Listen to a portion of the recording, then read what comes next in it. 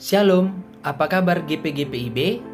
Tentunya ya, luar biasa, fantastis, yes, yes, yes. Rekan muda dimanapun kita berada, tentu kita boleh mengucap syukur dan kembali dalam SBP Sunday dengan saya, Fernando Moring. Minggu 11 Agustus 2024. Namun sebelum kita membaca dan merenungkan firman Tuhan, kita bersatu dalam doa. Kita berdoa. Ya Bapa yang baik, Bapa yang kekal, kami mengucap syukur atas kebaikan-Mu di dalam kehidupan kami, pribadi lepas pribadi. Kami boleh kembali berjumpa di dalam SBP Sunday. Kami mau disapa oleh firman-Mu Tuhan, jamah hati dan pikiran kami. Terpujilah nama-Mu ya Bapa, dari kini kekal sampai selama-lamanya. Amin. Rekan muda, bacaan hari ini terambil dari 1 Korintus 7 ayat 17 sampai 19. Saya akan membacakannya untuk kita semua dari terjemahan baru 2 yang menyatakan, hidup dalam keadaan seperti waktu dipanggil Allah. Berjudul dari Lembaga Alkitab Indonesia.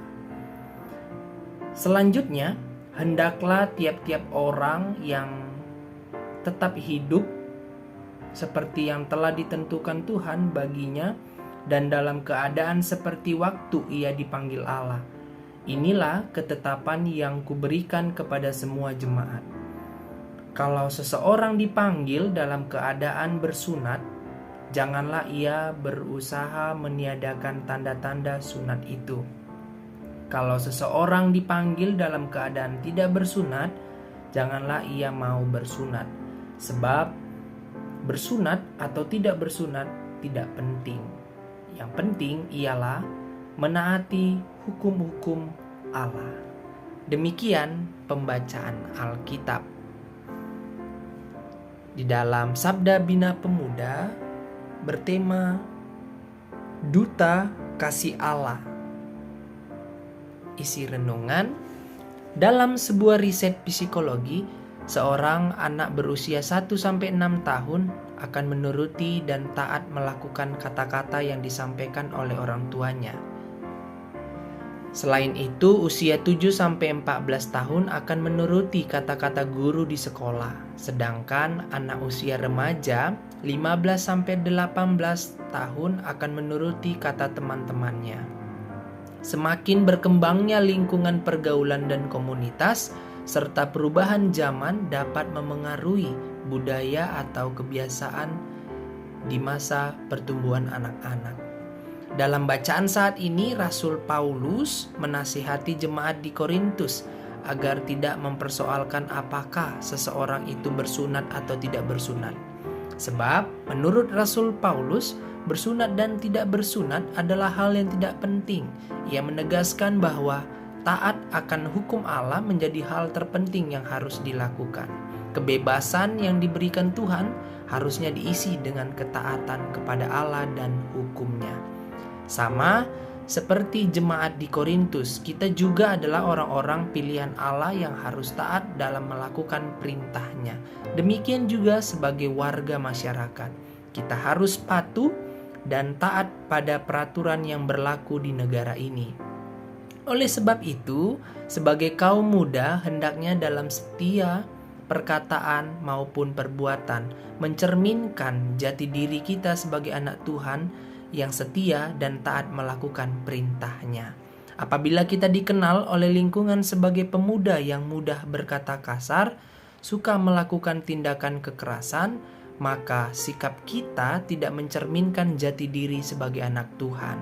Sebaliknya, jika orang di sekitar mengenal kita sebagai orang yang suka menolong dan ramah terhadap yang lain, maka orang dapat melihat kasih Kristus melalui kata dan tindakan kita.